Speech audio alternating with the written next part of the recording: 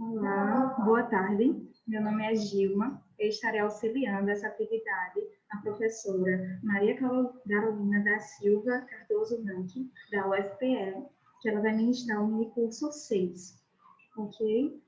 Eu estarei auxiliando a professora, mas em caso de dúvidas ou identificação de problemas, vocês podem entrar em contato comigo via chat. Eu informo que nesse momento nosso encontro ele já está sendo gravado. Então, eu peço que liguem as câmeras até para tornar esse momento um pouco mais aconchegante, mais humano. E eu vou passar a palavra para a professora e ela vai se apresentar um pouquinho mais. Eu desejo um ótimo mini curso a todos. O nosso encontro terá duração de 2 horas. E logo ao finalzinho, a gente terá 10 minutos para um espaço para a retirada de algumas perguntas, ok? Então, vocês podem entrar em contato comigo via chat, enviar o nome completo, e aí eu informo, vou fazendo a ordem aqui das pessoas que necessitam fazer ou querem fazer algum apontamento, e aí eu vou colocando em ordem e vocês me passam para a professora, porque o chat está direcionado apenas para mim, ok? Então, boa tarde a todos e um ótimo minicurso. Professora? Boa tarde, gente. Primeiro, eu queria pedir desculpa pela não transmissão da imagem. Eu já tentei aqui junto com o auxílio do corpo técnico mesmo, e eu não estou conseguindo atrelar a transmissão simultânea da imagem pelo dispositivo que eu estou tentando projetar agora. Mas, de qualquer forma, nós vamos tentar fazer o máximo possível para que essa transmissão da imagem não seja um empecilho para o nosso minicurso. Então, de antemão, queria pedir desculpa por esse imprevisto e queria, assim como a anfitriã desejou para vocês, desejar que a gente tenha um excelente minicurso e que a gente utilize esse tempo de maneira que a gente cresça, tá certo? Em conhecimento. Então, eu agradeço a presença virtual de vocês e espero que no futuro próximo nós estejamos compartilhando conhecimento de maneira presencial, né? Que nada substitui o presencial. Então, eu vou fazer o compartilhamento de tela para vocês, mas de antemão eu fico disponível na minha última apresentação. Eu deixo subscrito o meu e-mail e vocês têm acesso, têm liberdade para se comunicar caso desejem material ou outro material de apoio que seja concernente ao tema da aula. Então, desde já, eu desejo um bom minicurso para a gente e se porventura vier aparecer alguma lacuna, que vocês tomem nota e falem diretamente pelo chat, para que no tempo oportuno, no final do curso, a gente discuta sobre as dúvidas que porventura vierem a surgir. Então, vamos começar. Essa apresentação que está aparecendo para vocês na tela, eu posso disponibilizar em PDF, assim como todos os artigos anexos que vão servir de referência para o curso. Então, eu posso disponibilizar isso por e-mail, sem problema algum, tá certo? Então, só me apresentando um pouquinho. Meu nome é Maria Carolina da Silva Cardoso Nanqui, como vocês estão vendo aí as credenciais abaixo, no primeiro slide. Eu tenho tanto a vivência assistencial como a vivência na docência.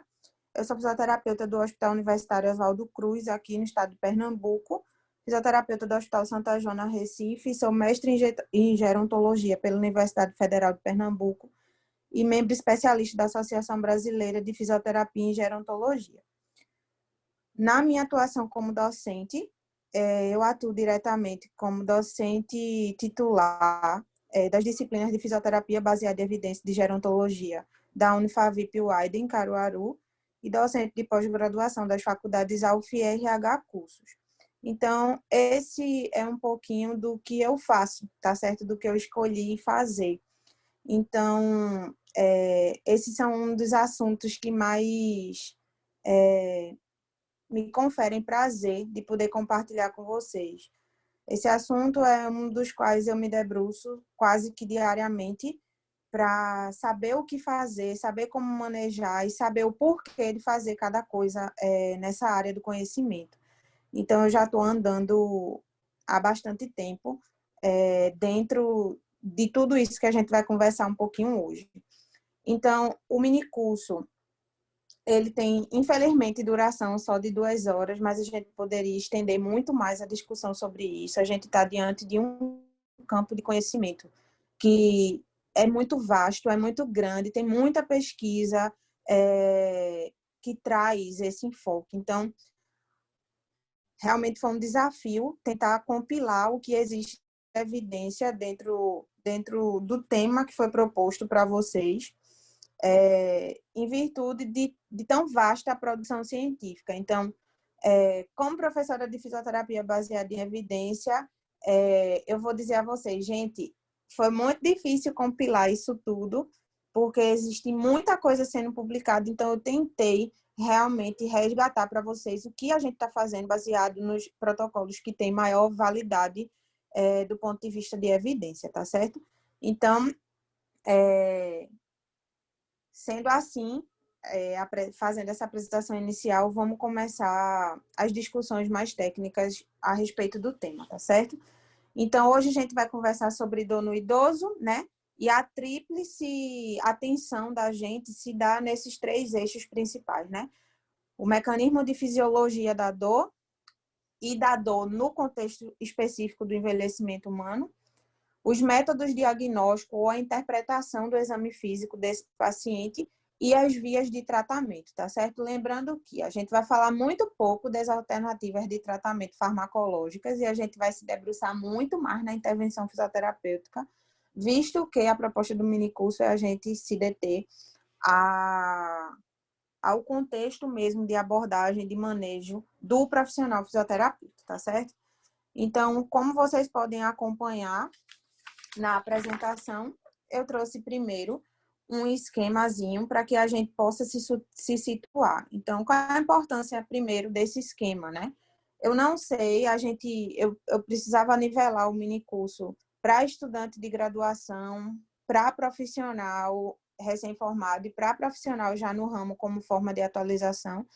Então, quem já detiver esse conhecimento, tem um pouquinho de paciência que eu vou precisar resgatar alguma coisa, levando em consideração as pessoas que ainda estão em formação, tá certo? Então, nesse primeiro slide, vocês estão vendo algumas palavras que formam um todo complexo aí. Então, eu trago em destaque primeiro o envelhecimento aí como um processo, tá certo? Então, quando a gente vê as discussões científicas acerca do envelhecimento, hoje a gente tem como aspecto conceitual mais relevante, mais forte, essa definição, tá certo? Como um processo orgânico, gradual e natural, um processo complexo e heterogêneo, um processo que sofre influência direta de fatores genéticos predeterminantes, mas também está vulnerável às alterações ambientais, e um processo que pode ser, né, dependendo da forma como ele for conduzido, ele pode sofrer a influência diretamente de estratégias que promovam a qualidade de vida e de estratégias de educação e saúde.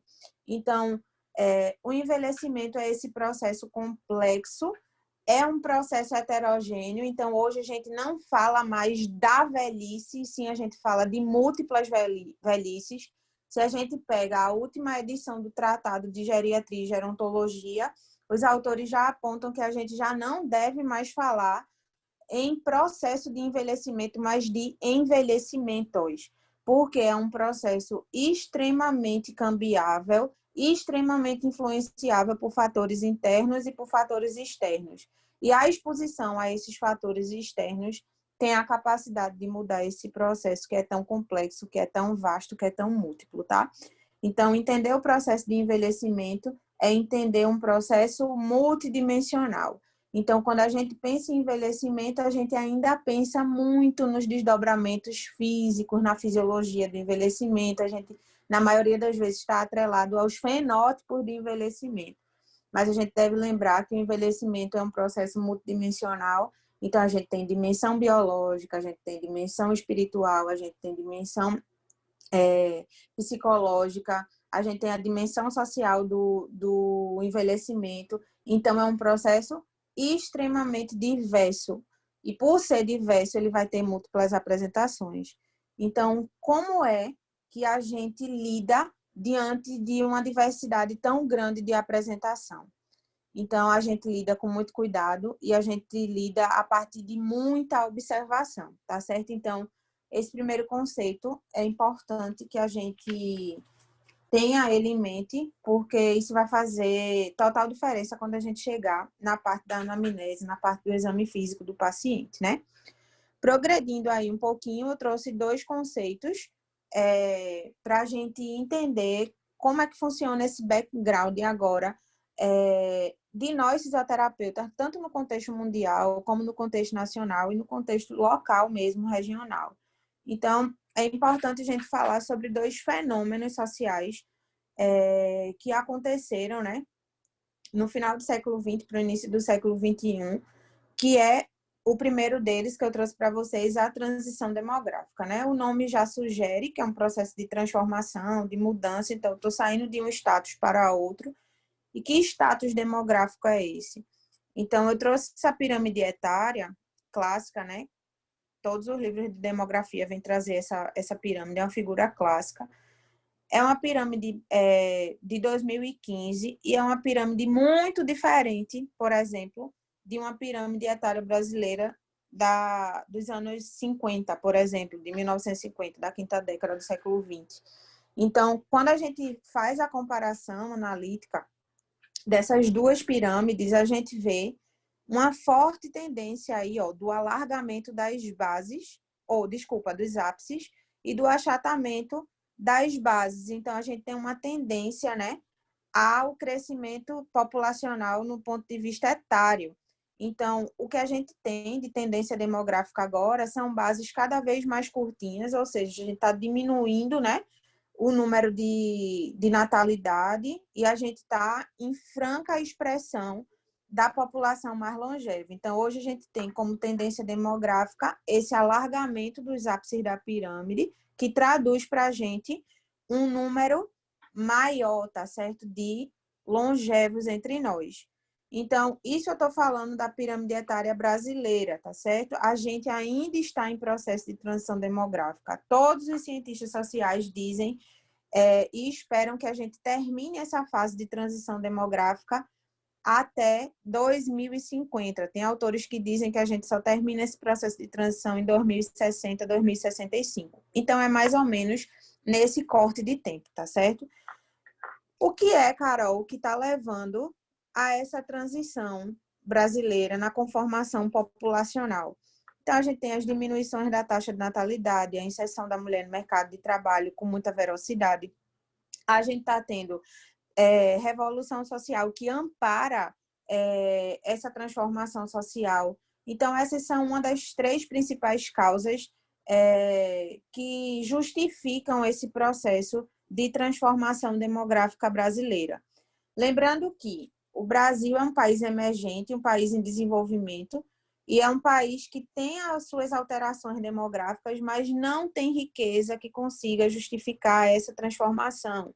Então, quando a gente compara, por exemplo, a transição demográfica brasileira à transição demográfica de um país europeu, a Europa teve mais ou menos 200 a 300 anos para se enriquecer e para fazer seu processo de transição. Ou seja, acumulou-se tesouro suficiente para sustentar uma esfera demográfica basicamente de longevos. O Brasil quer fazer essa transição, né? A gente está engateando nesse processo de transição sem enriquecimento nenhum, ou seja, a gente não tem lastro, a gente não tem tesouro suficiente e a gente tem um problema social grave, tá certo?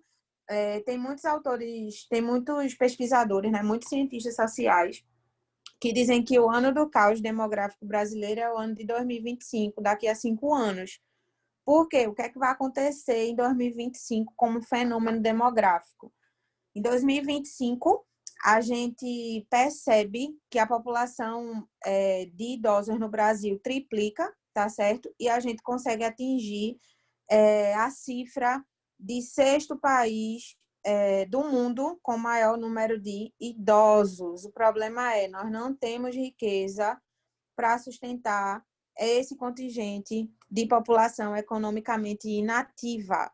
Então, a população economicamente ativa hoje brasileira não consegue gerar riqueza suficiente para promover, né, para prover a sustentação desse contingente. Então, eu acredito que 2025 vai ser um ano apocalíptico do ponto de vista demográfico brasileiro. Então, gente, essa transição demográfica, como eu disse, só para a gente arrematar essa discussão, é um processo que ainda está em transformação. A gente só completa totalmente essa transição demográfica lá para os anos 2050, 2060. Mas antes da gente completar, a gente já vai ter problemas substanciais em meia década, em uma década no máximo, tá certo? Então, vocês escolheram uma área que está em franca ascensão, mas uma área que vai também passar por múltiplos desafios, tá certo? Então, como é que vai ficar, por exemplo, as questões estruturais e sociais dos direitos dos idosos? Se a nossa população vai ter uma expressividade de longevos muito grande, como é que a gente consegue garantir direito para todos eles? Então, isso é uma coisa que eu sempre trago em consideração nas minhas aulas, para que a gente reflita o que é que a gente está fazendo, né? Do ponto de vista de política pública, do ponto de vista de acessibilidade, do ponto de vista de garantir o direito já adquirido dessa população. Então, isso é uma coisa que a gente deve pensar, refletir e, de repente, sugerir propostas para que a gente possa sanar todas as demandas que venham a surgir nesse cenário próximo, tá? No próximo slide, vocês estão vendo uma dicotomiazinha com o tema transição epidemiológica, né? Eu não costumo dizer que transição demográfica e transição epidemiológica andam de mãos dadas, porque o Brasil, por exemplo, é um contrassenso, se eu dissesse isso, tá certo? Em muitos países, a gente teve, sim, a concomitância da transição demográfica com a transição epidemiológica. No caso brasileiro, não, tá? No caso brasileiro, a gente tem duas velocidades diferentes para esses dois processos. Quando a gente pensa em transição epidemiológica, a gente pensa na transformação do padrão de doença que mata. O que é que eu quero dizer com isso? Quando eu penso em transição epidemiológica, se eu perguntasse a vocês, gente, do que é que se morria nos anos 70, nos anos 60, nos anos 50, nos anos 40? Vocês afirmariam categoricamente que as pessoas tinham maior desfecho de morte por doença infecto-contagiosa. Hoje a gente sabe que não é mais esse padrão, né? A gente está em franca ascensão das causas de morte hoje, quando a gente observa expressivamente o número, estatisticamente, a gente vê que se morre muito mais de doença crônica não transmissível do que de doença infecto-contagiosa. E qual é o problema disso? O problema disso é que, quando se pegava uma doença infecto-contagiosa com as baixas medidas de profilaxia, com as baixas medidas de intervenção medicamentosa, de intervenção médica mesmo e assistencial de saúde, as pessoas morriam rapidamente das doenças infecto-contagiosas. Então, a pessoa entrava em um quadro de agravo de saúde e evoluía para desfecho de morte. Com as doenças crônicas não transmissíveis, a gente tem a instalação do padrão de doenças que o nome já sugere, né? Crônica. E aí essa pessoa vai ter 20 anos convivendo com comorbidades mais doença instalada. Então, são 20 anos de sobrecarga do Sistema Único de Saúde, são 20 anos onerando um sistema que já está tão comprometido.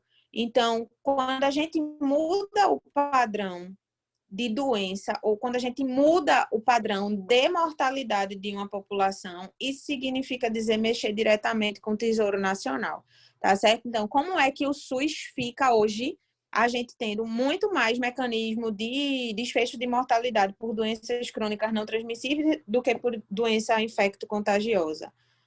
Então, eu vou dar um exemplo para vocês.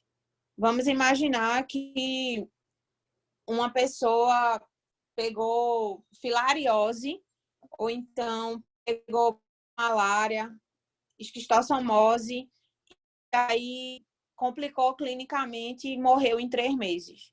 É diferente hoje de um paciente de 55 anos que é diagnosticado formalmente com DPOC e que, à medida que a doença vai progredindo, o paciente vai ficando mais intolerante ao esforço, vai aumentando a maior probabilidade dele de exacerbação da doença, e é um paciente que vai internar 10 vezes, quando estiver no estágio avançado da doença, ele vai internar 10 vezes por ano para tratar a exacerbação da DPOC.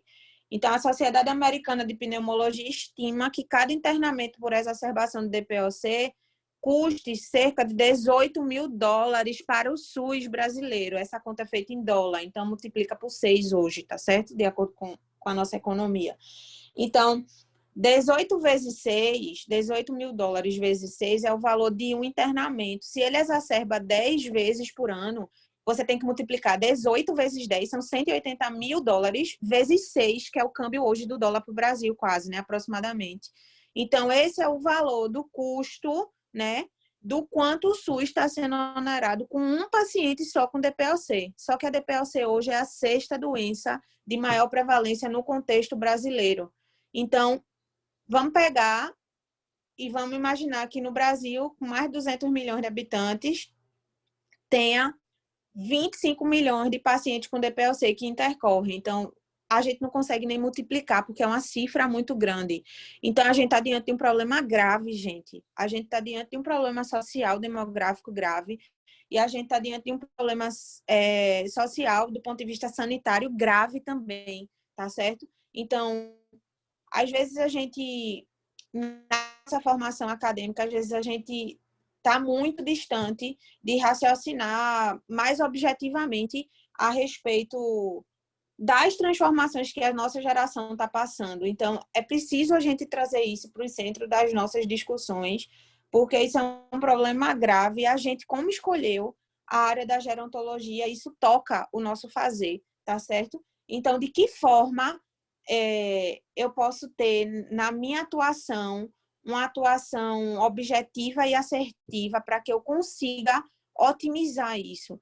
Então, a gente, como fisioterapeuta, que maneja muito paciente com doença crônica não transmissível, de que forma profilática eu posso manejar esse paciente para que esse paciente não exacerbe, para que esse paciente não interne tanto, para que a gente controle isso.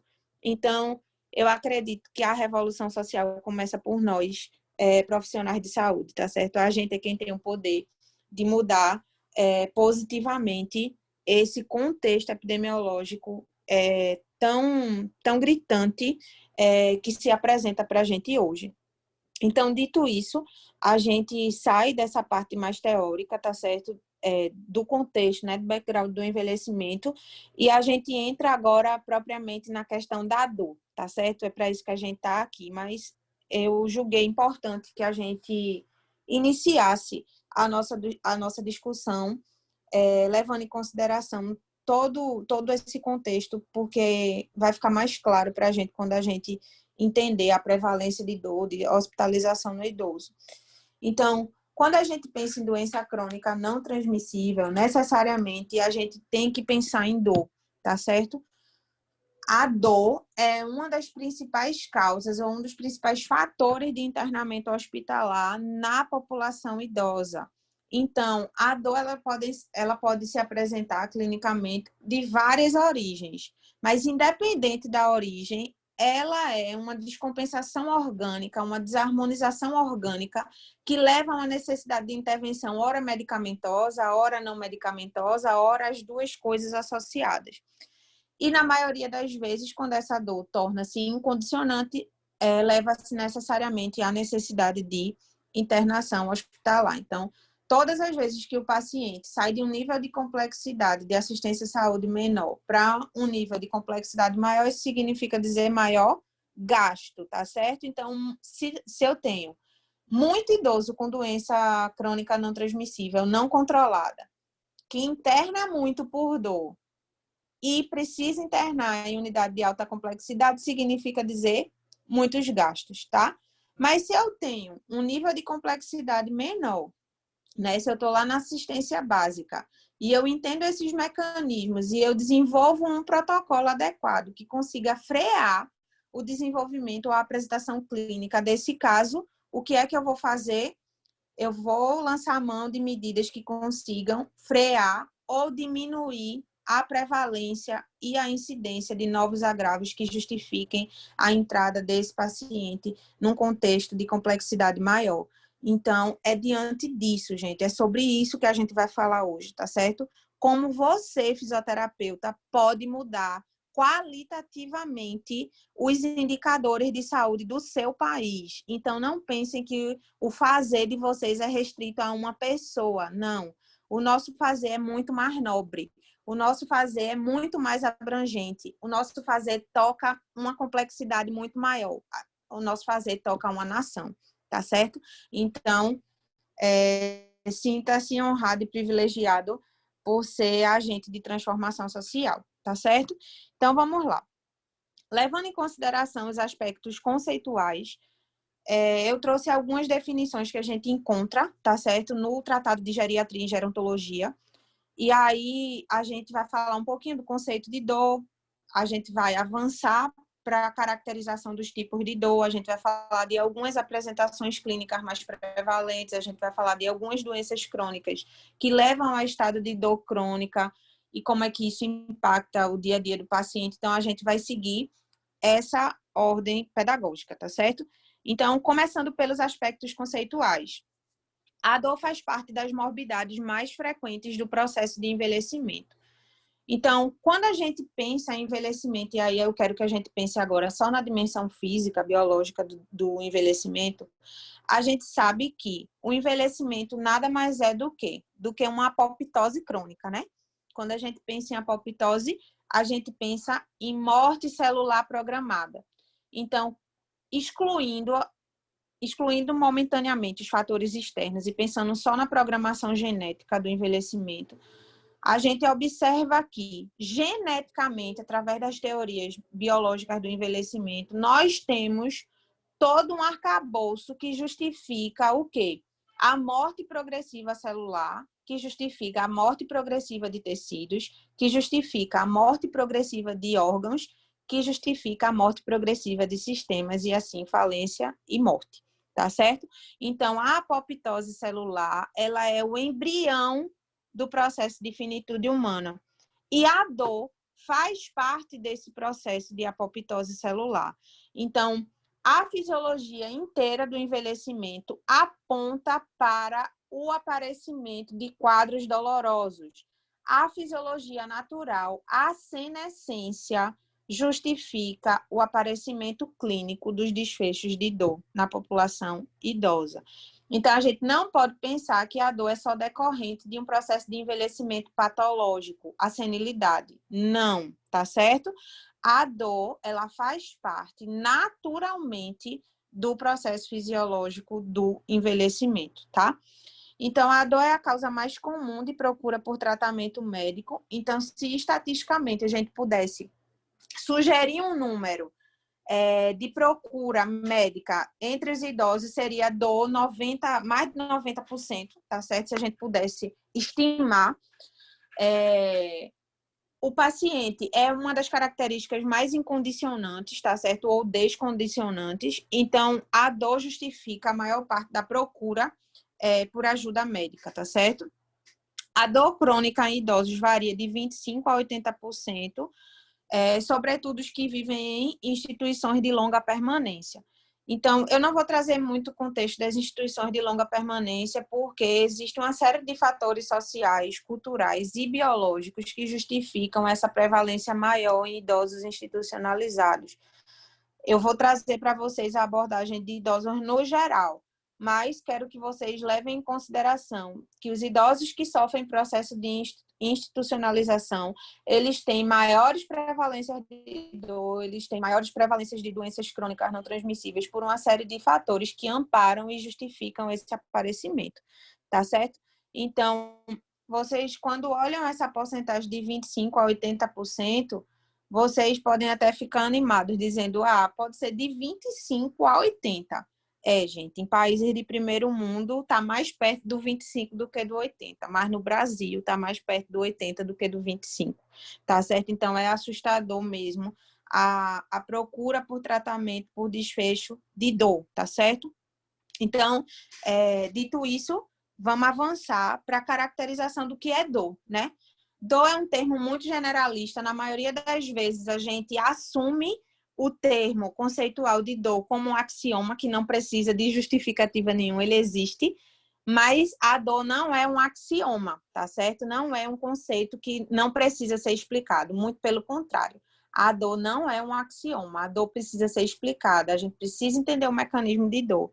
Então, sabendo que precisa ser um conceito discutido e é um conceito que é plausível de justificativa, vamos tentar conceituar dor, ou melhor dizendo, vamos tentar conceituar dores, tá certo? A gente não tem um padrão de dor, a gente tem uma pluralidade nesse sintoma que é tão subjetivo, tá certo? Então, a dor, primeiramente, poderia ser caracterizada como uma sensação ou uma experiência emocional desagradável associada a uma lesão tecidual, real ou potencial, ou descrita em termos da lesão.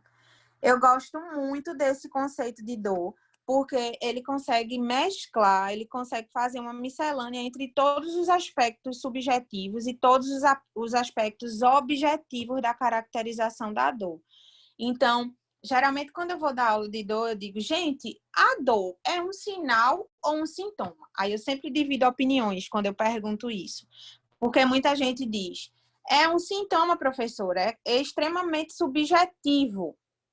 Aí tem gente que vai e diz, não, com certeza é um sinal, é objetivo. É verdade que a gente já tem muito estudo, tá certo? Em franca expansão sobre a quantificação de dor, a qualificação da dor. A gente já tem algômetros, a gente já tem software de algômetro tentando medir a intensidade de alguns tipos de dores. Mas, infelizmente, na nossa prática clínica, principalmente nos países em desenvolvimento, a gente ainda não considera entender a dor de maneira mais objetiva e a gente já parte do princípio de que a dor é uma característica subjetiva, imensurável e na maioria das vezes a gente negligencia o que o paciente está dizendo. Mas esse mini curso veio para quebrar esse paradigma e dor não é uma coisa para ser negligenciada, todo tipo de dor deve ser considerado e a gente deve ir não só em busca da causa, mas em busca do tratamento eficaz e da melhor evidência possível para manejar esse tipo de dor. Então, eu costumo dizer que no idoso, a gente quebra aquela regra da queixa principal, né? Quando a gente pensa na anamnese do paciente, quando a gente pensa no exame físico, a gente diz, eita, o ápice da minha entrevista com o meu paciente, o ápice do meu exame físico, o ápice do meu planejamento terapêutico é eu conseguir sanar a queixa principal dele. Por mais que um idoso venha para a gente com uma queixa principal que não seja a dor, que a dor seja uma queixa secundária dele, a gente, no idoso, deve sempre entender que a gente deve levar em consideração a queixa principal mais a dor. A gente não pode dissociar esse binômio, tá? Em outra população de paciente, a gente sempre leva em consideração a queixa principal dele como âncora do nosso planejamento terapêutico, mas no idoso, a gente precisa o quê? Não negligenciar quando a dor for secundária. Então, mesmo quando a dor for um achado secundário na minha anamnese, eu devo considerá-la em pé de igualdade com minha queixa principal. Por quê? Porque a dor no idoso pode esconder uma série de outras desordens que a gente precisa manejar e que, na verdade, está silencioso no idoso. É o que a gente chama de fenômeno de iceberg. O que é o fenômeno de iceberg no idoso? O idoso se apresenta para a gente clinicamente de maneira extremamente complexa. E a queixa principal dele é só a ponta do iceberg. Cada vez que a gente vai imergindo nesse oceano de entrevista e de caracterização clínica desse idoso, a gente vai vendo que ele tem vários outros fatores que associam, que a gente chama de sintomatologia atípica silenciosa do idoso. E quando a gente vai investigando isso, a gente vai descobrindo que o problema é muito maior do que o que a gente pensou. de início, tá certo? A priori. Então, a dor no idoso, ela deve estar em pé de igualdade com a queixa principal, se essa dor for relatada por ele como uma queixa secundária. Certo, gente? Então, dito isso, vamos avançar, tá certo? Uma outra caracterização aí, ó, já um pouco mais recente para a gente, 31 anos dessa definição, ela é um alargamento, tá certo? Do primeiro conceito. Eu gosto muito porque o primeiro conceito, ele já nos dá uma nuance de trazer a subjetividade e a objetividade entrelaçada para o conceito de dor. Esse aperfeiçoamento conceitual de dor de 1989, de Bibby, ele abrange, ele consegue, de maneira muito maestral, tá certo? Expandir um pouquinho e ampliar o conceito de dor. E ele diz que é tudo que a pessoa experimentando diz que é e existindo quando ela disser. Vejam que coisa profunda, gente, esse conceito, tá certo? O relato da pessoa é o protagonista do planejamento terapêutico. O indivíduo toma agora o lugar de protagonista do seu tratamento e o terapeuta, ele é só o marinheiro que conduz o barco, tá certo? Mas o mar onde a gente transita é o paciente e é ele quem governa o planejamento terapêutico através do relato de sua experiência, através da percepção que ele tem sobre o seu processo de saúde e de doença. E a gente só guia a embarcação mediante a valorização do que o paciente exprime para a gente na anamnese e do que a gente detecta objetivamente através do exame físico. Então, esse aspecto conceitual, ele é extremamente importante, tá certo? Então, quando a gente olha para esses dois conceitos, a gente vê que ambas as definições destacam que a experiência dolorosa, ela é mais do que apenas uma lesão que gera dor, como uma simples resposta do sistema nervoso. Então, aqui não é um mecanismo de causa e efeito, gente, é um mecanismo muito mais complexo, em alguns dos idosos, um mecanismo até indecifrável, tá certo? Tem idosos que têm tantas coisas associadas, tantas coisas entrelaçadas, que às vezes é indecifrável saber qual foi o gatilho primeiro. Então, quando a gente pensa em idoso, a gente pensa em um indivíduo extremamente complexo, com uma série de emaranhados, de correlações clínicas, que a gente precisa muito ter paciência, e paciência para a gente conseguir interpretar o que a gente está vendo diante dos nossos olhos. Então, a gente não vê mais a dor simplesmente como uma expressão ou como uma resposta de um sistema nervoso que está em desarmonia por algum motivo. A gente agora entende que o tratamento da dor deve envolver mais do que simplesmente o tratamento da lesão no tecido, que a dor é muito mais do que uma desordem tecidual, tá certo? Então, vamos prosseguir. Agora a gente entra especificamente no tópico de fisiopatologia da dor. É óbvio, gente, que em 2 horas a gente não vai conseguir destrinchar todos os mecanismos, todas as reações químicas, todos os produtos que são decorrentes de reações químicas atípicas que geram um processo doloroso, mas a gente vai fazer um apanhado geral para que a gente consiga compilar e entender basicamente as apresentações mais prevalentes de dor no idoso e depois o manejo delas, tá certo? Então, quando a gente pensa em fisiopatologia da dor, a gente pensa primeiramente em modulação nervosa, tá certo? Eu costumo dizer que é uma experiência sensorial com uma resposta do sistema nervoso. Então, a experiência da dor, ela é modulada por vários aspectos pessoais, tá certo? Lembrando que os aspectos pessoais não dizem respeito exclusivamente à esfera biológica, tá certo? Os aspectos pessoais envolvem espiritualidade, envolve aspectos sociais, envolvem aspectos emocionais e tudo isso está diretamente atrelado ao processo de expressividade da dor. Então, essa experiência ela é modulada por todos esses fatores que se conjugam entre si e decaem diretamente sobre o processo doloroso refletindo assim em uma experiência sensorial, em uma resposta afetiva e cognitiva individual. Então, vocês estão vendo que, olha, quando a gente vai ver algo que é extremamente objetivo, que é a fisiopatologia de uma desordem clínica, esse conceito tão amplo leva em consideração que a patologia ou a desordem que gera dor, ela não é exclusivamente biológica, e aí a gente não vai ter dor, e sim dores, tá certo? A dor miofacial de seu José pode não ter a mesma apresentação clínica da dor miofacial de Dona Maria, porque Dona Maria tem outra constituição espiritual, porque Dona Maria tem outra constituição familiar, porque Dona Maria tem outra constituição social, porque Dona Maria está exposta a outras redes de interação, porque Dona Maria tem outra exposição ambiental. Então, a gente não fala mais de dor no idoso, a gente fala no plural. Da mesma forma que a gente não fala em velhice, e sim em velhices, ou velhices múltiplas, a gente não fala mais em dor, a gente fala em dores. Por isso que a interpretação da fisiopatologia da dor no idoso, ela é feita de maneira personalizada. Então, essa história de tratar idoso em grupo de idosos, vocês sabem que isso já não é correto, tá? A gente vê muito. Grupo de idoso fazendo terapia coletiva.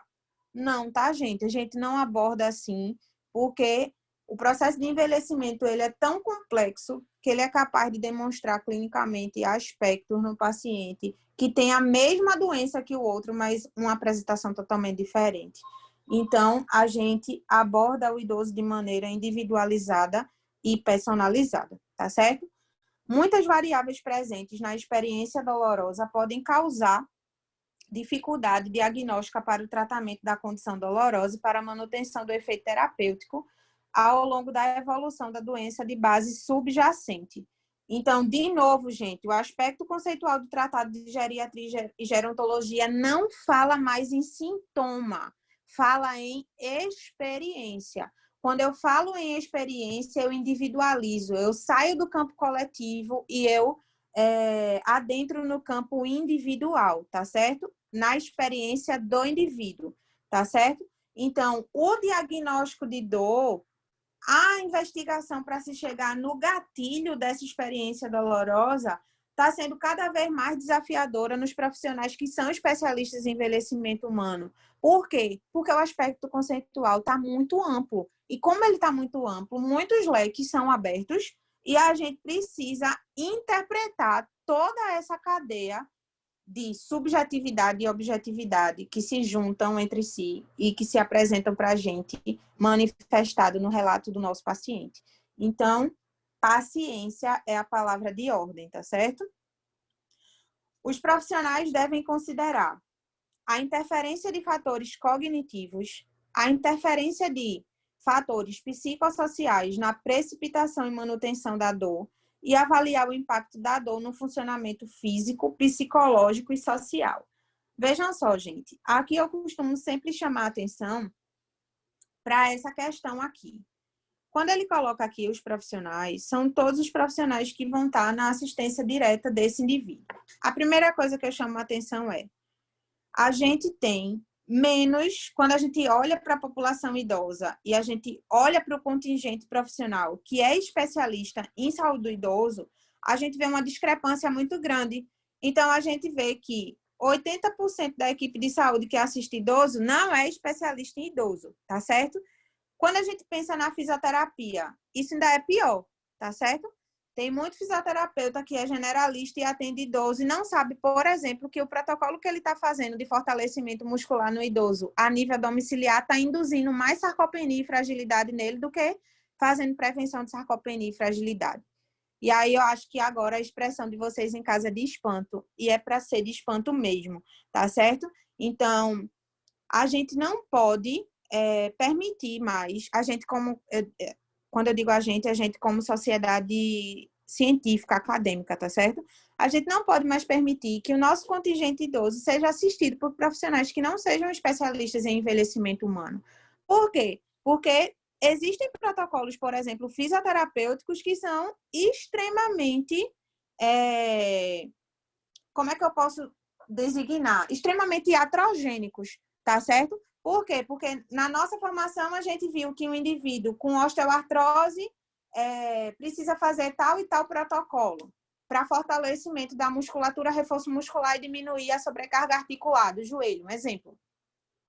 A gente aprendeu lá na faculdade que o exercício resistido é bom para a transformação de fibra muscular, exercício isotônico concêntrico, e aí a gente infere que ele pode ser bom para sarcopenia. Mas existem modalidades de exercícios isotônicos de membros inferiores que são indutores de sarcopenia e de lesão muscular.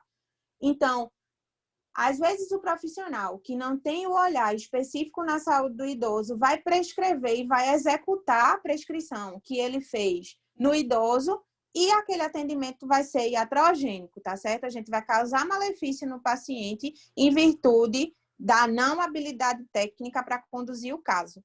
Então, a gente, como profissional de saúde, deve requerer para as nossas categorias, e aqui eu faço... eu torno em evidência muito mais a fisioterapia, porque eu acho que eu estou falando só para fisioterapeutas aqui no Congresso. E aí, eu digo, principalmente para a nossa classe, a gente deveria realmente exigir que os idosos fossem assistidos por profissionais que fossem especialistas, tá certo? Agora, só para a gente não fugir do tema, mas dando um exemplo específico. Por exemplo, a gente está na era do Covid e o idoso ele entra no grupo de risco, né? A principal população de risco para a Covid-19. Quando a gente vê um idoso que passou 28 dias em ventilação mecânica, que desenvolveu síndrome do imobilismo, que desenvolveu fragilidade, que desenvolveu, às vezes, até plegia, em virtude de tantos dias de bloqueador neuromuscular, em virtude de tanto tempo de ventilação mecânica prolongada e de pouca estimulação no leito, porque, em virtude de uma instabilidade hemodinâmica, quando a gente pega esse idoso e entrega esse idoso, depois de ter sido estubado ou traqueostomizado, ele já, em franco processo de sarcopenia e de caquexia, a gente entrega a um profissional que não é especialista, gente, a chance dele induzir mais sarcopenia é muito grande. Então, o que eu estou vendo agora e o que me deixa muito preocupada é que esses pacientes estão tendo altas dos serviços de saúde, alta hospitalar, e são colocados na mão de qualquer profissional para reabilitação, profissional que não tem noção nenhuma do que aconteceu com ele no hospital e não tem noção nenhuma do que é já o processo fisiológico de envelhecimento, nem o processo patológico de envelhecimento, e aí pega esse idoso e, ao invés de reabilitar, induz mais lesão no paciente. Então, eu acho que a gente está num problema muito grande hoje, e é uma coisa que pouco tem sido falado, principalmente entre nós, fisioterapeutas, que é a condição dessa população específica do COVID, tá certo? Então, é uma coisa que a gente também precisa refletir. A nossa formação brasileira, pelo menos das grandes escolas, né, de fisioterapia, ainda é pouco discutido os processos de envelhecimento e a adequação do nosso fazer para essa população. A gente teve em 2018 o primeiro ano de prova de especialista. Então, a gente ainda tem pouco especialista no território nacional reconhecido pelo COFITO. A gente ainda tem poucas pós-graduação. A gente ainda tem pouca pós-graduação escrito senso. A gente só tem, acho que um mestrado Norte e Nordeste em gerontologia. No Sul, eu acho que só tem 3 ou 4. Então, é muito insuficiente ainda a nossa formação em saúde do idoso. Mas é muito urgente a nossa formação, porque em 5 anos a gente vira o 6º país do mundo com o maior número de idosos. E se a gente não tem uma cifra de população no que diz respeito aos profissionais que vão assistir esse paciente especializados, é óbvio que o cuidado desse paciente não vai ser adequado. É óbvio que vai piorar ainda mais a condição de saúde e doença do paciente. Então, isso é uma coisa que a gente deve levar muito em consideração e a gente precisa correr contra o tempo para que a gente forme profissionais que consigam manejar adequadamente essa população, tá certo? Então, vamos lá. Avançando na fisiopatologia da dor, vamos para o conceito de nocicepção, tá certo? Quando a gente pensa em nocicepção, a gente poderia traduzir isso para a percepção do processo doloroso. Mas se a gente fosse mais adequado e se a gente fosse mais atualizado no conceito de dor, a gente diria que nocicepção é a percepção da experiência, tá certo? Então, eu acho que vocês grifaram aí ou tomaram nota que agora a gente, quando pensa em dor, pensa na experiência que é relatada e na experiência que é aferida, tá certo? Então, se a gente pudesse conceituar a nocicepção, seria a percepção da experiência dolorosa.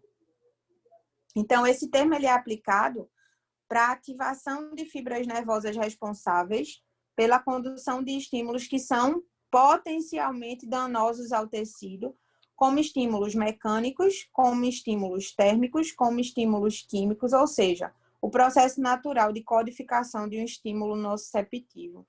Então, todas as vezes que a gente está diante de algum agente nociceptivo, e esses agentes nociceptivos, eles podem ser de 3 tipos, né? Os agentes mecânicos, os agentes térmicos e os agentes químicos. Toda vez que a gente está diante de um agente nociceptivo, o sistema nervoso da gente envia como resposta, né? Envia como referência o quê?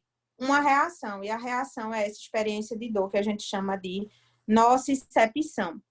Então, a dor engloba a experiência, né, a percepção da experiência dolorosa em determinadas situações, né? Pode haver relação de proporcionalidade entre a intensidade da nocicepção e a dor expressada. Entretanto, a dor envolve fatores que vão além da nocicepção, como a gente já discutiu, como a influência do meio social, do meio cultural e dos aspectos psíquicos da pessoa.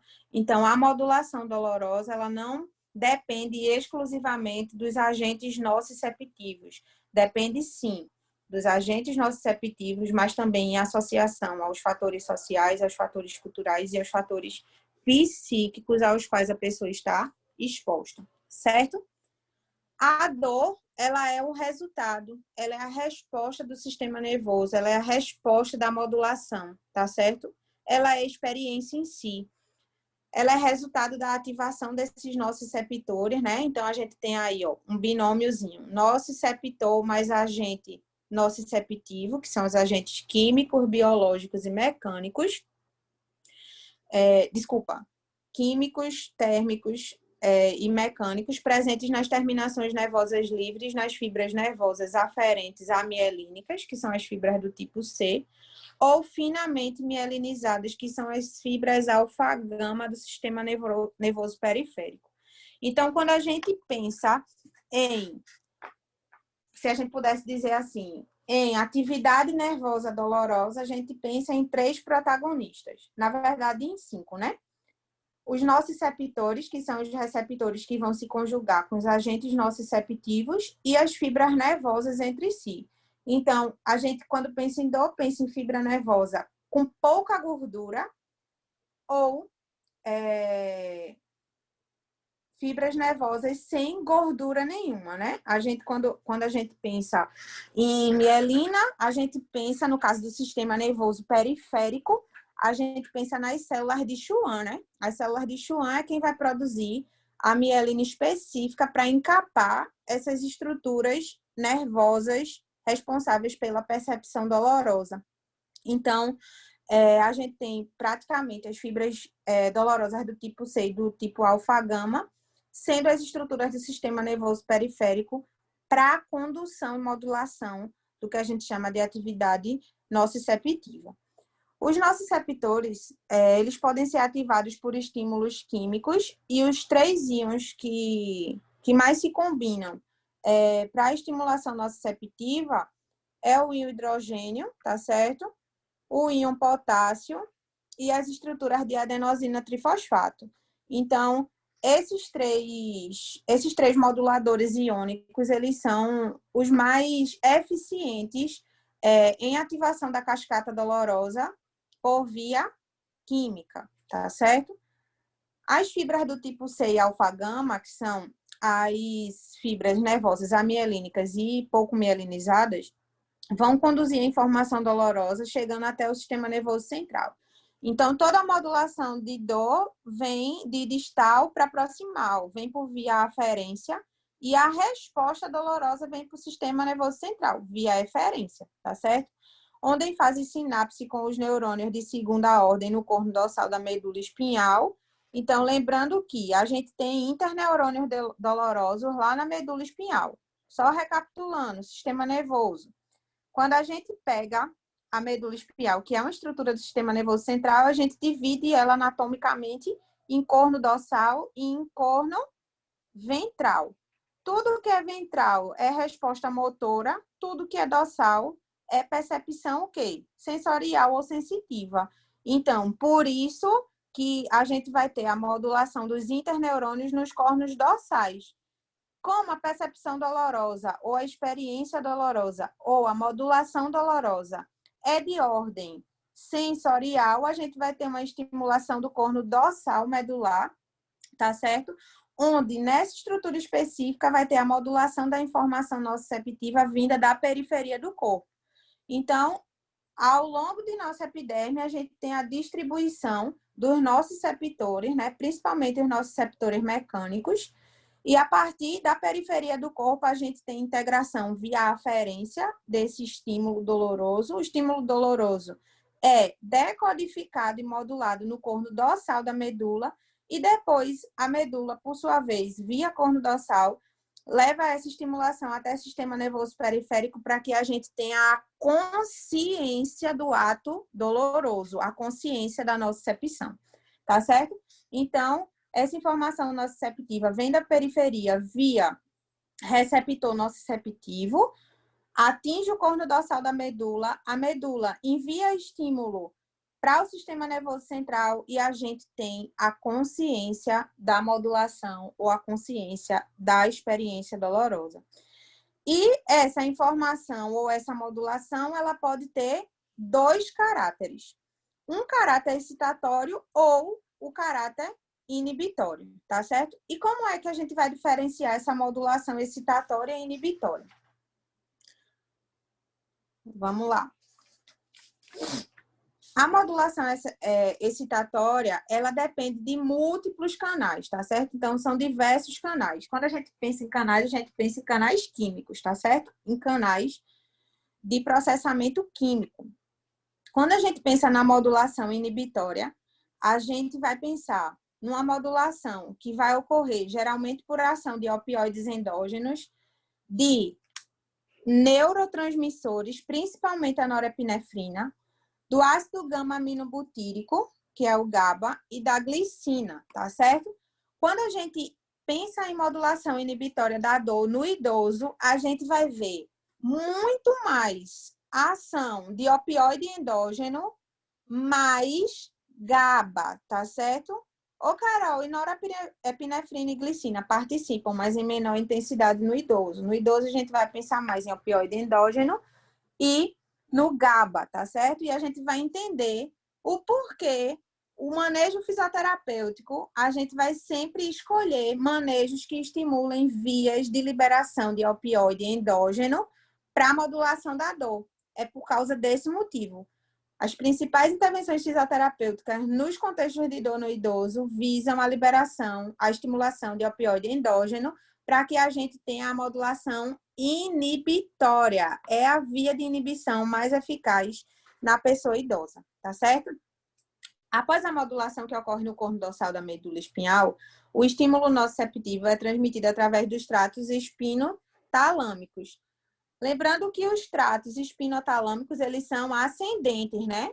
E o nome deles já sugere, né? Eles partem da medula espinal, do corno dorsal, e terminam aonde? No tálamo. Então, o tálamo é quem processa a informação dolorosa e nos permite ter consciência da modulação da dor, tá certo? Então, toda a modulação da dor, ela é via espinotalâmica, tá certo? Vamos avançando. Então, a gente já revisou os aspectos anatômicos, os aspectos fisiológicos da modulação da dor. A gente já revisou quais são os principais agentes nociceptivos, né? Que são os agentes químicos, os agentes mecânicos e os agentes térmicos. A gente já falou da disposição corporal dos receptores nociceptivos. A gente já falou de como é o processamento do estímulo doloroso, quando sai da periferia, encontra o interneurônio no corno dorsal da medula e através do trato espinotalâmico, esse estímulo sobe até o sistema nervoso central, para o tálamo decodificar e nos dar a percepção da consciência dolorosa. Então, a gente já viu todo esse trajeto anatomofisiológico da dor. Então, agora vamos pensar por que é que a fisiologia do envelhecimento, porque a fisiologia de uma pessoa que está em franco processo de envelhecimento abre portas para o aparecimento de múltiplas dores. Por que é? Qual é o efeito da idade nessa percepção ou nessa experiência de dor e dores mais frequentes em idosos? Então, vamos lá. Quando a gente pensa na fisiologia normal do envelhecimento, a gente leva em consideração, como eu falei para vocês, só recapitulando, a gente diz que o envelhecimento, ele inicia no ato da fecundação. Quando a gente tem a formação da primeira célula do corpo, né, que é o zigoto, quando a gente tem espermatozoide mais óvulo, formando o concepto zigoto, o que é que a gente tem? A inauguração do envelhecimento humano. Então, o envelhecimento humano não começa com 25 anos de idade, não, tá certo? O envelhecimento humano começa no ato da fecundação humana, tá certo? Então, quando a gente tem o ato da fecundação, inaugura-se desde então o processo de envelhecimento. Então, Carol, e por que é que a gente só vê os sinais do envelhecimento humano depois dos 25, 30 anos? Então, a Sociedade Americana de Geriatria diz que os marcos do envelhecimento ou o aparecimento dos fenótipos de envelhecimento vem a partir dos 30 anos, né? Eles são países desenvolvidos. Nos países em desenvolvimento, a gente considera 25 anos, como o Brasil, né? O aparecimento dos primeiros fenótipos. Por que é que a gente tem esse marcador de tempo, 25, 30 anos, para os fenótipos? Porque aí é que os fenótipos aparecem, mas isso não quer dizer que o corpo não está envelhecendo, tá certo? Quando a gente olha para a composição corporal de um bebê com 1 ano de idade e de uma criança com 10 anos de idade, a gente vê que a composição corporal é totalmente diferente e já sugere processo de envelhecimento. Então, lembrem sempre que o evento biológico que inaugura o envelhecimento humano é a fecundação e não os 25 anos de idade, tá certo? Então, a gente começa a envelhecer na fecundação. Então, à medida que a gente vai envelhecendo, principalmente depois dos 25, 30 anos de idade, a gente vai vendo o quê? Uma marca maior, tá certo? Da sobrecarga apoptótica no corpo. Então, é como se de 0 ano até 25 anos a gente tivesse processos de construção corporal e depois dos 25 anos os processos de destruição de tecido e célula fossem muito mais rápido do que de construção. Eu costumo exemplificar como uma balança, tá certo? A balança vai ter um comportamento de 0 a 25 e de 25 em diante esse comportamento ele vira diametralmente oposto. Então, a gente, de 0 a 25, tem muito mais reações corporais metabólicas de síntese do que de decomposição. E depois dos 25 anos, a aceleração das reações de degeneração, de decomposição, são muito mais velozes, eficazes e violentas do que as reações de síntese.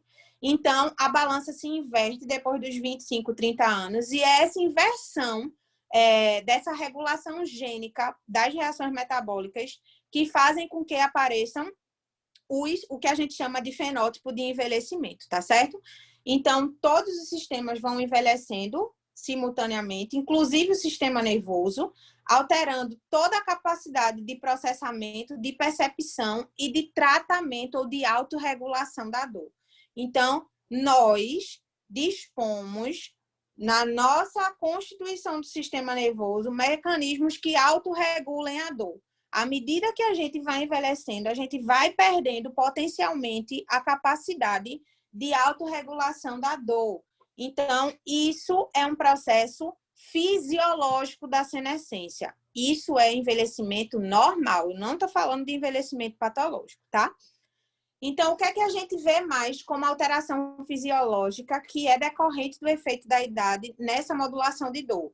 A gente percebe alterações neurais e bioquímicas que vão acompanhar, que vão justificar o envelhecimento, podendo levar a alterações na anatomia e fisiologia do processamento nociceptivo. Então, o que essa máxima traduz para vocês é que, à medida que a gente envelhece, a gente perde capacidade de processamento adequado da nocicepção ou da experiência dolorosa. A tolerância ao estímulo doloroso está bastante reduzida no idoso, tá certo? Então, à medida que a gente envelhece, a gente vai desenvolvendo intolerância à dor. Ou seja, o limiar da dor vai sendo cada vez mais discreto. Ou seja, a mínima exposição a um evento doloroso, como eu vou ter essa diminuição do limiar de dor, a percepção de dor vai ser maior, tá certo? Então, a gente precisa valorizar muito as dores do idoso, porque o processamento nociceptivo dele está alterado e a tolerância dele à dor está bem menor do que era há 20 anos atrás, há 15 anos atrás. Então, por isso que a gente não pode negligenciar a queixa do paciente, sobretudo do paciente idoso. Podemos dizer que o idoso sente menos os estímulos dolorosos menos intensos, mas tolera pouco os estímulos dolorosos mais intensos. Vamos ler de novo essa máxima? A gente pode concluir que o idoso tem menor capacidade de sentir os estímulos que são menores, tá certo? Por que menor capacidade, Carol? Porque à medida que a gente envelhece, do mesmo jeito que a gente vai perdendo celularidade, a gente vai perdendo receptores. Então, à medida que a gente envelhece, a gente vai perdendo o receptor nociceptivo. Então, fica mais difícil do idoso perceber estímulos dolorosos pequenos, tá certo? Mas, quando ele recebe um estímulo doloroso um pouco maior, esse estímulo já é suficiente para causar uma perturbação grande nele, porque o limiar dele de dor se tornou menor, tá certo? Então, vamos traduzir isso para que a gente não fique com dúvida nessa máxima. O idoso, ele tem menor capacidade de sentir estímulo doloroso pequeno. Por quê? Porque ele tem menos receptor de dor, ele tem menos nociceptores. À medida que ele envelhece, ele vai perdendo o nociceptor. Mas, quando o estímulo doloroso é um pouco mais vigoroso, ele já se torna suficiente para gerar uma intolerância dolorosa no idoso. Por quê? Porque ele também tem a diminuição do limiar de dor. Então, ele já, quando ele está exposto a um evento doloroso um pouco maior, ele já se torna intolerante à dor, tá certo? Então, no idoso, a gente tem menos receptores nociceptivos e menor limiar da dor. Por isso que eles se tornam intolerantes ao estímulo doloroso. Certo, gente?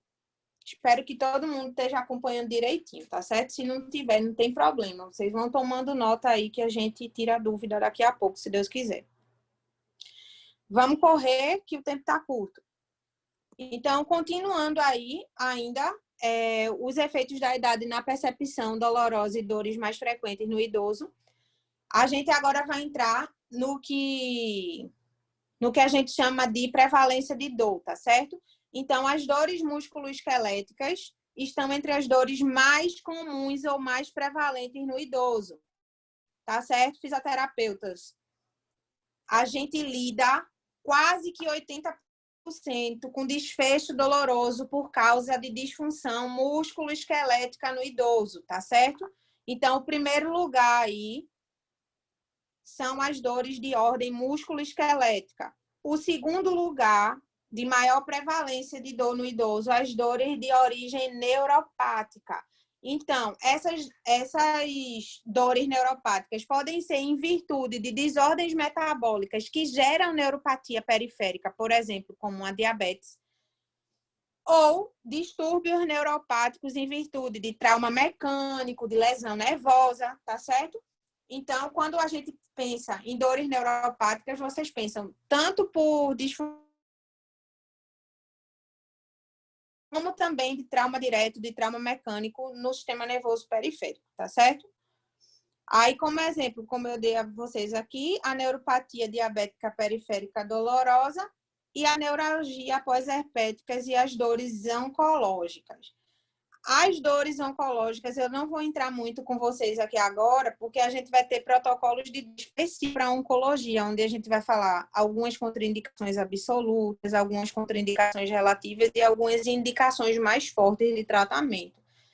Então, quando a gente pensa em prevalência de dor no idoso, a gente pensa em primeiro lugar em dor de origem musculoesquelética, depois as neuropáticas, sejam elas por via mecânica ou por via endócrina metabólica, as neuralgias pós-herpéticas, aqui por infecção, né? Neuralgia por infecção. Então, e por último, as dores oncológicas. Quando a gente pensa em dores oncológicas, vocês podem pensar, eita, está em último lugar. É a dor que está mais crescendo, tá certo? É a prevalência de dor que está mais em crescimento. À medida que a gente vai aumentando a expectativa de vida, maior a chance oncótica. Então, quanto mais eu consigo prolongar a vida de um indivíduo, maior a probabilidade de ativação do que a gente chama de oncogenes, que são as estruturas genéticas que são capazes de debelar, de estimular a cascata oncótica, tá certo? Então, se a gente cresce em expectativa de vida, vai aumentar o quê? As chances de se desenvolver neoplasia e, consequentemente, de aumentar a prevalência de dor oncológica. Então, a dor oncológica, apesar de hoje ainda ocupar o último lugar, à medida que a população da gente for envelhecendo, for aumentando a expectativa de vida, essa dor tende a tomar o lugar das outras desordens anteriores, tá certo? Então, vamos lá. O númerozinho 1 aí, dor por excesso de estimulação nociceptiva. Quando a gente pensa em excesso de estimulação nociceptiva, a gente vai pensar em fisiopatologias de doenças que gerem muito mais ou atividade inflamatória ou trauma mecânico direto. Então, a gente pensa aqui em atividade inflamatória e degenerativa. A osteoartrite, que é o primeiro lugar das causas, tá certo? Doenças inflamatórias articulares adjacentes, a gota úrica, a artrite reumatoide, a polimialgia reumática e as fraturas por osteoporose.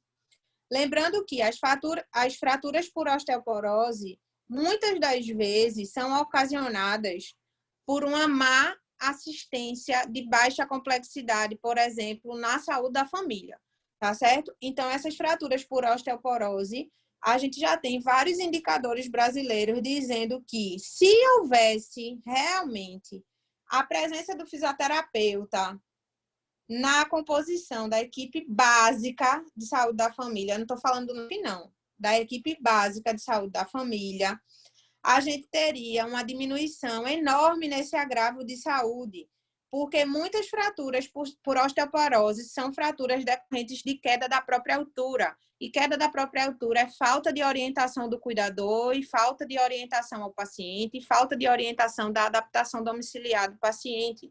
Então, essas fraturas por osteoporose, a gente poderia chamá-la de fator de risco modificável. Se a gente conseguisse modificar as orientações e a disposição da organização domiciliar, das estruturas, né, que estão dentro do domicílio do paciente, ela saía dessa estatística de alta prevalência, tá certo?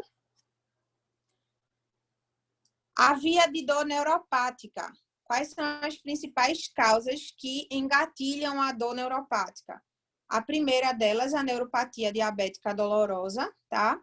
A doença discal degenerativa, então a gente tem altíssimas prevalências de dor neuropática por hérnia de disco no idoso, principalmente de coluna torácica baixa e de coluna lombar, tá certo?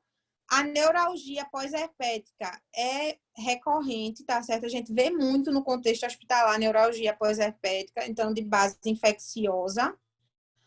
A neuralgia do trigêmeo, tá certo? É uma neuralgia que também está associada a processo infeccioso e a estenose do canal medular também tem alta prevalência como situação clínica que serve de âncora para a deflagração de dor neuropática.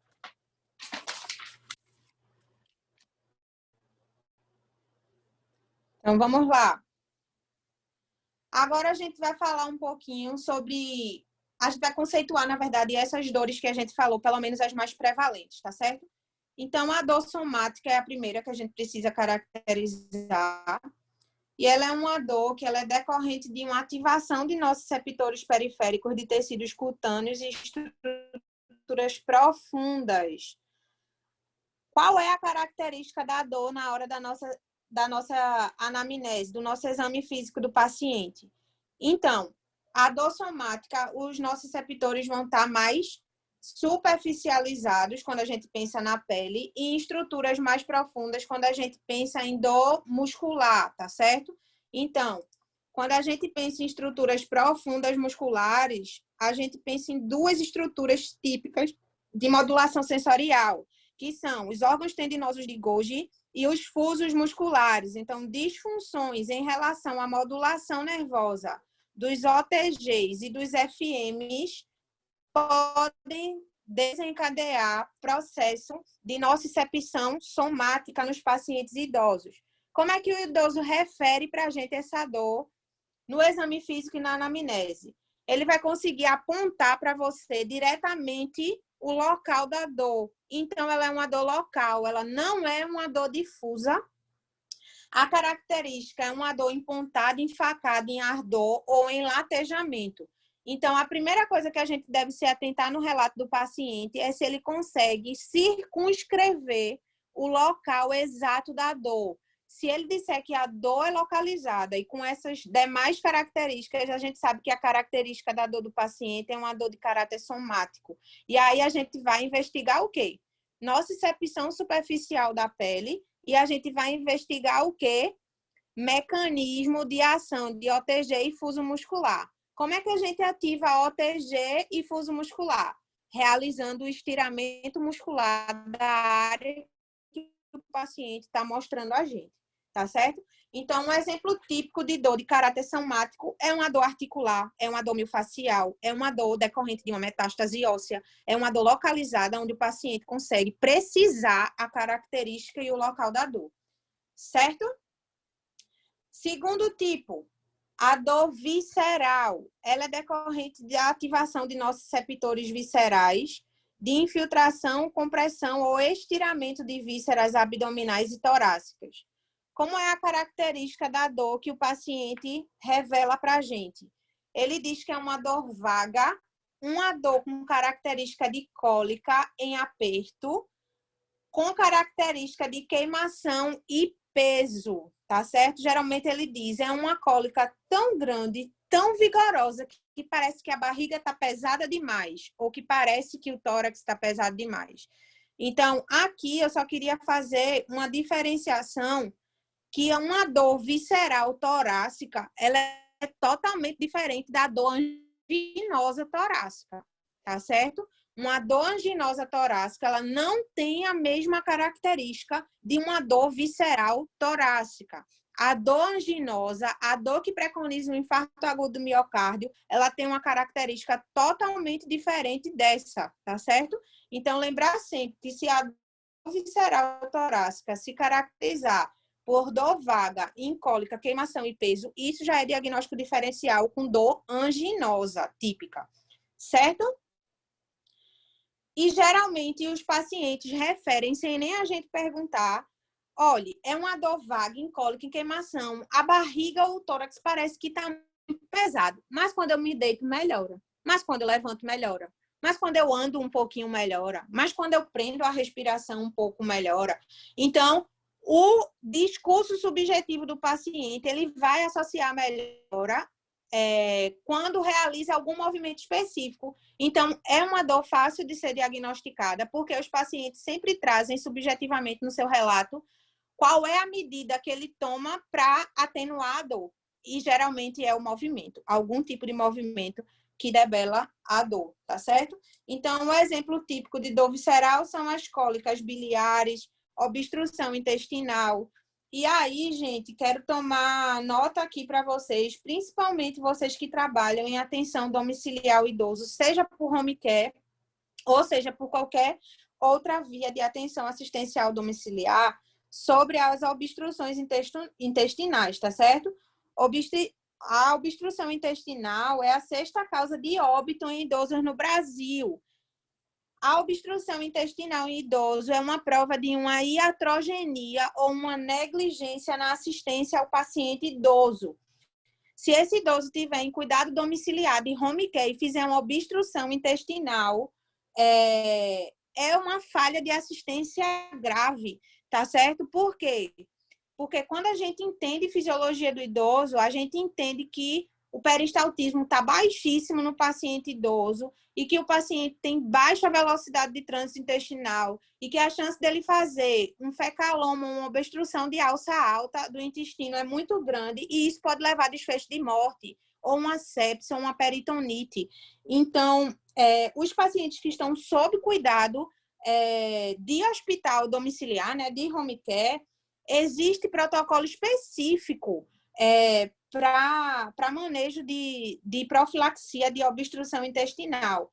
Se esse idoso não está sob os cuidados de um home care, mas está sob os cuidados de família, e a família não se atenta à quantidade de vezes que o paciente evacua por semana, qual foi a última data da evacuação, qual foi a característica das fezes, se foi uma fezes ressecada, se foi uma fezes que saiu com raio hemático, se o paciente está diarreico há muitos dias. A família precisa tomar atenção a respeito disso, porque a obstrução intestinal é uma das causas, a sexta, no caso, né, de desfecho de morte em idoso. Então, a gente pensa que é uma coisa besta, mas não é. Os desfechos clínicos de obstrução intestinal não são bons, tá certo? O número de mortalidade por obstrução intestinal é muito grande.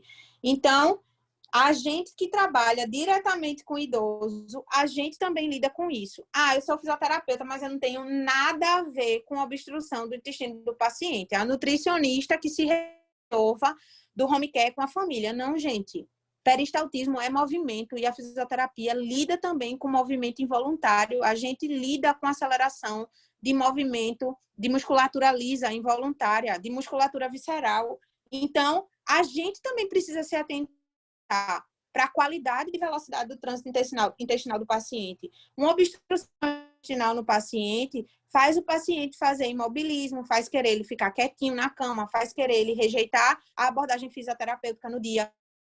Então, também é nosso papel as orientações a respeito de educar o paciente e a equipe que assiste ao paciente em relação a esses desfechos clínicos, tá certo? Vamos lá. Os tipos de dor e suas características. Já falamos de duas, né? A dor somática, a dor visceral. Vamos agora falar da dor neuropática e da dor psicogênica, tá certo? Não estão em ordem de importância, tá certo? Eu não coloco... A dor somática não é mais importante que a visceral, que não é mais importante que a neuropática, que não é mais importante que a psicogênica, tá certo? Coincidentemente, a psicogênica ficou por último e é a mais negligenciada entre todos os outros tipos de dor no idoso, mas quando a gente chegar nela, eu vou reforçar para vocês a necessidade da gente valorizar a dor psicogênica, tá certo? Então, vamos para a neuropática para a gente não pular. Então, essa dor é uma apresentação clínica que vem decorrente de uma lesão de raízes nervosas, de plexos ou troncos nervosos, ou de uma lesão específica do sistema nervoso central. Essa dor ela vai se manifestar como áreas de alteração de sensibilidade. Quando a gente pensa em alteração de sensibilidade, a gente pensa em 3 apresentações clínicas, né? A gente pensa em hiperestesia, em hipoestesia ou em áreas de anestesia. Lembrando que áreas de anestesia é só quando a gente tem uma manifestação de lesão completa do tecido nervoso. E a hiper ou hipoestesia, a gente precisa investigar a causa de base para saber por que o paciente está hiperexcitado ou hipoexcitado. Então, todas as vezes que a gente tem uma lesão específica de componente nervoso, a gente pode ter os distúrbios de sensibilidade, as alterações de motricidade, as alterações de trofismo e tônus e disfunções ou desarmonizações neurovegetativas. Os exemplos típicos de dor neuropática que a gente tem, a neuralgia do trigêmeo e a neuralgia pós-herpética. Essas neuralgias que eu trouxe como exemplo para vocês, no caso da pós-herpética, necessariamente é infecciosa e a neuralgia do trigêmeo não necessariamente precisa ser infecciosa, tá certo? Vamos para a dor psicogênica. A dor psicogênica ela é decorrente de anormalidades psicoafetivas. Psicoafetivas. Psicoafetivas. Por que é que eu estou repetindo? Porque é a dor número 1 em negligência das equipes de saúde no idoso. A dor psicogênica deve ser valorizada. A dor psicogênica reflete a experiência nociceptiva em decorrência à exposição a alterações espirituais, emocionais, afetivas. A gente deve, não é porque a gente não acha uma desordem física que justifica o aparecimento de dor que essa dor precisa ser negligenciada, muito pelo contrário. Se a gente não acha o gatilho específico que desencadeia o processo doloroso, significa dizer que existem outros profissionais que acham a causa da dor, o psicólogo e o psiquiatra, tá certo? Então, por isso que um idoso não pode ser assistido, não pode ter a sua assistência dissecada. Pelo contrário, a assistência à pessoa idosa é uma assistência multiprofissional e eu ainda arrisco dizer interdisciplinar. Todas as vezes que a gente multifaceta a assistência do paciente idoso, todas as vezes que a gente disseca essa visão sobre o paciente, a gente torna o paciente, a gente deixa o paciente sair da esfera de indivíduo para vários indivíduos partidos. Quando a gente tem a partição do indivíduo, a gente não consegue ter a ideia de completude do indivíduo, a ideia holística do indivíduo. Então, a gente não pode fazer isso, tá certo? Então, é uma dor que a gente precisa levar em consideração. Existe a descrição da dor, né? O paciente vai ter o relato subjetivo da dor, ele não vai conseguir expressar o local da dor, como é a dor somática, obviamente, porque não é a mesma matriz que desencadeia a dor. Mas os profissionais que vão lidar com pacientes que têm dor psicogênica não vão encontrar dados clínicos que justifiquem ou que sugiram uma lesão física. Óbvio, a lesão dele é em componentes metafísicos e eles precisam passar por profissionais que consigam aferi-lo metafisicamente. Por quê? Porque existe uma inabilidade de outros profissionais de aferir a dor psicogênica. Por quê? Porque a gente lida na esfera física e a dor dele é metafísica, tá certo? Então, um dos exemplos maiores de dor psicogênica são em casos de conversão psíquica e de reação histérica, tá certo? Então, às vezes, a gente pega um paciente em reação histérica ou em delírio hiperativo e a gente não sabe o que é que está acontecendo. E isso é o quê, meu Deus do céu? Interrogações surgem na nossa mente. Pode ser um achado clínico secundário a uma dor psicogênica, que às vezes precisa ter indicação de terapia medicamentosa e de terapia não medicamentosa pelo profissional psicólogo, tá certo? Então, a gente também não negligencia essa dor. Vamos avançando. As abordagens clínicas da dor, gente.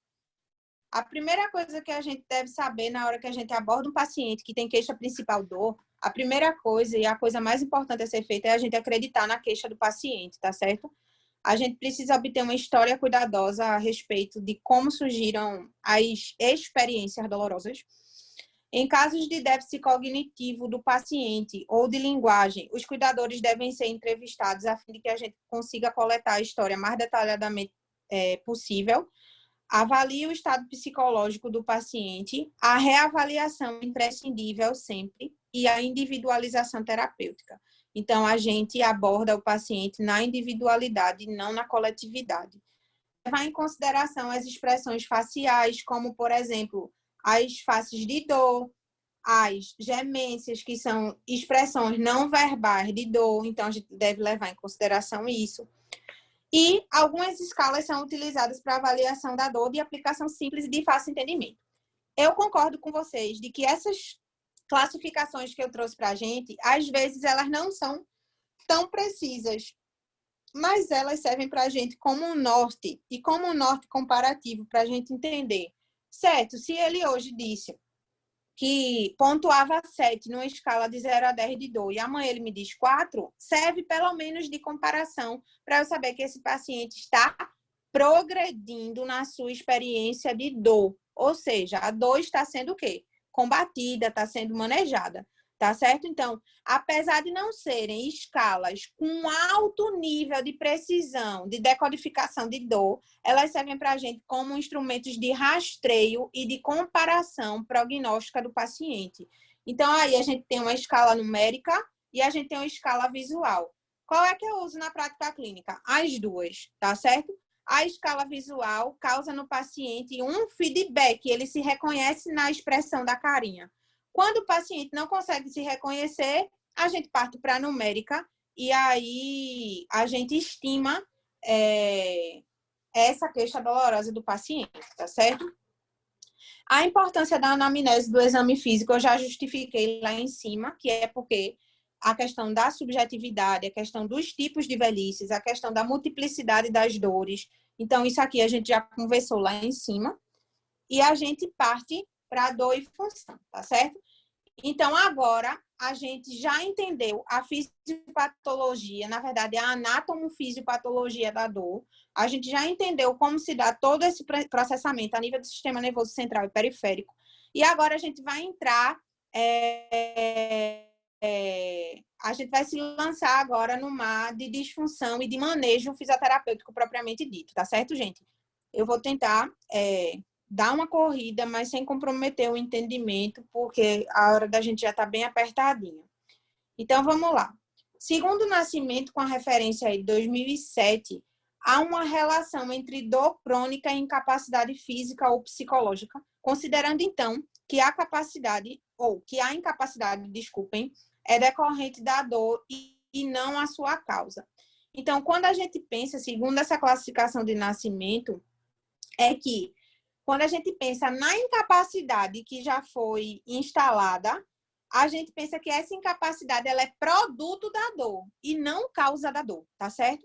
A incapacidade é o que a dor gera no paciente. O paciente para de mobilizar porque sente dor, tá certo? Então, a incapacidade, né? A plegia de um movimento, ou a plegia de um paciente, ela é decorrente de uma dor e não o contrário. Então, a gente deve sempre lembrar que a relação aqui de causa e efeito é que a incapacidade é sempre o efeito da dor e não a causa. A progressiva interferência da dor na fisiologia do indivíduo afeta suas necessidades quanto a relacionamentos e declínio da autoestima. A dor constante pode alterar os relacionamentos interpessoais, levar à diminuição dos contatos sociais e, por fim, ao isolamento. Gente, parece um parágrafozinho, né?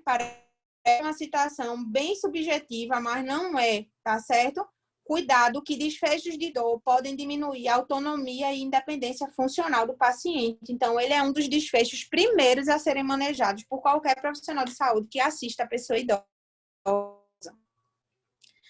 A dor pode afetar, além das necessidades fisiológicas, as psicológicas do ser humano, interferindo em sua vida de forma geral. Então, eu trago muito os outros componentes metafísicos como fatores que geram descompensações ou desarmonizações em decorrência da dor. O tratamento da dor não farmacológico. Então, a gente tem a psicoterapia, a gente tem as abordagens psíquicas medicamentosas e não medicamentosas, nesse caso, não medicamentosas, tá certo? Onde, na abordagem psíquica, a dor pode provocar quadros de ansiedade extrema, depressão, insônia. Então, deve-se abordar a terapia cognitivo-comportamental para se gerar o aumento da tolerância da dor. Técnicas de relaxamento, hipnose, modulação e percepção da dor. Então, quando a gente vai aqui para a literatura, observar as abordagens psíquicas, isso aqui é um mundo e já tem muita evidência para isso, só que não é a nossa prática, né? Não é a prática fisioterapêutica, por isso a gente não entra aqui. E já se sugere os efeitos notórios dos exercícios e atividade física com programas bem estruturados, protocolos que já foram testados e já foi comprovada sua eficácia de fortalecimento, de alongamento, de equilíbrio, de caminhada, de hidroterapia, de meditação, de tai chi chuan, de yoga, sobre os desfechos de dor. Ô, Carol, mas esses exercícios de atividade física, isso é testado só para dor neuropática e dor somática? Não, tá certo? A gente já tem evidência de exercício físico e atividade física sobre o desfecho de dor psicogênica e os estudos são muito otimistas em relação a efetividade desses tratamentos.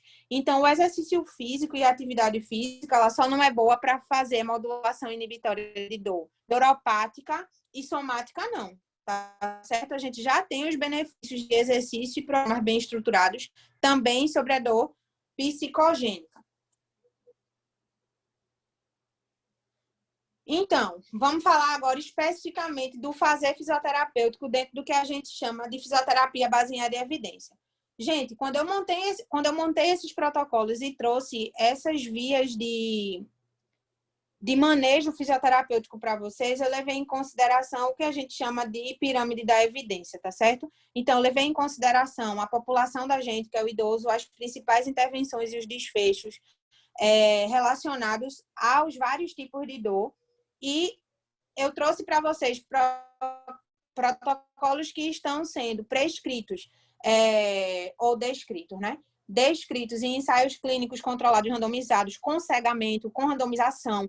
Eu trouxe revisões sistemáticas com meta-análise, trouxe poucas evidências que a gente vê, por exemplo, numa coorte, trouxe poucas evidências de série de casos, trouxe assim, do tipo, pode ser feito, a gente sugere, mas ainda precisa de mais estudo substancial para poder embasar essa terapêutica. Então, o que eu trouxe mais para vocês foram de estudos mais robustos, de protocolos mais robustos. Se vocês forem para a literatura, vocês vão encontrar muito estudo de casos, série de casos, mas quando a gente interpreta o rigor metodológico desses estudos, a gente tem baixo rigor metodológico. Então, eu não trouxe esses estudos porque a evidência deles é baixa, tá certo? Então, os protocolos que a gente vai discutir hoje são de estudos mais robustos. Então, dentre os recursos utilizados pela fisioterapia, destaca-se a termoterapia por adição, a termoterapia por subtração. Gente, se não estiverem acompanhando os termos, termoterapia por adição agora é a nova nomenclatura para termoterapia, tá certo? Ou para terapia por adição de calor. Então, termoterapia por adição nada mais é do que a exposição a terapias por calor, tá certo? A terapia por subtração é uma via, né, de manejo de subtração de calor, então aplicação de gelo, né, baixa temperatura. Então, termoterapia por adição, termoterapia por subtração, a eletroterapia e suas múltiplas faces, a massagem, a manipulação de tecido moles, a cinesioterapia e técnicas especiais como a reeducação postural global, a osteopatia, a ginástica holística, a facilitação neuromuscular proprioceptiva, o método Bobat, a hidroterapia e outras. Essa sugestão de intervenção é dada por Basiolo em 2007 e essa é uma revisão sistemática onde comparou-se estudos fazendo essas abordagens terapêuticas. O problema dessa revisão é que os ensaios clínicos que entraram nessa revisão não têm os protocolos bem descritos, então a gente fica com uma pulguinha atrás da orelha dessa revisão. Então, eu trouxe para vocês como sugestão de abordagem, mas se a gente fosse se basear tecnicamente pela descrição dos protocolos dos ensaios clínicos que foram elegíveis para essa revisão sistemática, a gente não teria tanto embasamento de reprodução desses protocolos, porque esses protocolos não foram bem descritos. Vamos avançar. Professora? Oi. Encaminhando para os últimos 10 minutos. Sim, certo. Obrigada. Vamos correr. Pimenta e Silva, em 2008, já recomenda o uso de intervenções variadas que possibilitem melhor resposta analgésica, interferindo simultaneamente na diminuição da geração do impulso nociceptivo, alterando os processos de transmissão e de interpretação do impulso doloroso, estimulando o sistema supressor da dor.